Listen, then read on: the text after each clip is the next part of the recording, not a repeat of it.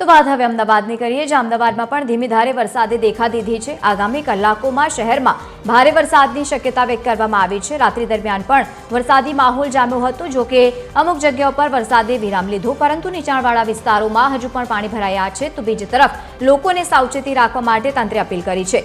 વિદ્યાર્થીઓની સુરક્ષાને ધ્યાનમાં રાખીને સ્કૂલ અને કોલેજોમાં રજા જાહેર કરવામાં આવી છે। વધુ માહિતી સાથે સંવાદદાતા મોનિકા રાજપૂત આપણી સાથે લાઈવ જોડાયા છે। મોનિકા, હજુ પણ રાજ્યમાં વરસાદી માહોલ યથાવત છે।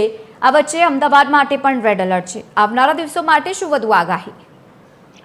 બિલકુલ લવલીન, જે પ્રમાણે વાત કરવામાં આવે તો હવામાન વિભાગ દ્વારા જે હવે આગામી કલાકો માટે જે ઓરેન્જ એલર્ટ જ્યારે આપવામાં આવ્યું છે, ત્યારે આગામી જે 3 કલાક સુધીમાં પણ ભારે વરસાદની જ્યારે આગાહી કરાઈ છે, ત્યારે જ વાત કરવામાં આવે તો તંત્ર દ્વારા પણ સાવચેતીના પગલાને લઈને જે અપીલ કરવામાં આવી છે।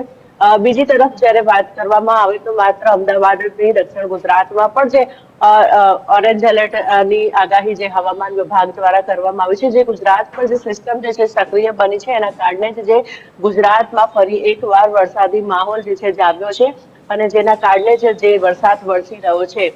આગામી કલાકોની જ્યારે વાત કરવામાં આવે તો અમદાવાદમાં પણ જ્યારે ઓરેન્જ એલર્ટ જ્યારે આપવામાં આવ્યું છે, તો અમદાવાદના પણ જે કેટલાક જે નીચાણવાળા જે વિસ્તારો છે, જે 2 દિવસ દરમિયાન જે વરસાદ પડ્યો હતો અને જે વાત કરવામાં આવે તો કેટલાક વિસ્તારોમાં જે પાણી ભરાયની જે સમસ્યા સર્જાઈ હતી, તો હવામાન વિભાગ દ્વારા જે પ્રમાણે વાત કરવામાં આવે તો એએમસી દ્વારા જે તમામ જગ્યાઓ પર જે પાણીનો નિકાલ પર કરવામાં આવ્યું છે, પરંતુ હજી પણ એવી કેટલીક જગ્યા છે જ્યાં હજી પણ પાણી ભરાયા છે, તો ત્યાં હજી એએમસી દ્વારા જે કામગીરી છે કરવામાં આવી રહી છે। સાથે જ જે પ્રમાણે ઓરેન્જ એલર્ટ જ્યારે આપવામાં આવ્યું છે, તો જે શાળા અને કોલેજો પણ આજે પણ બંધની જાહેર રજા આપવામાં આવી છે। બિલકુલ, આભાર સમગ્ર માહિતી સાથે જોડાવા બદલ। તો અત્યારે રાજ્યમાં વરસાદી માહોલ યથાવત છે। આ તમામની વચ્ચે અમદાવાદમાં વરસેલા ભારે વરસાદની અસર હજુ પણ દેખાઈ રહી છે।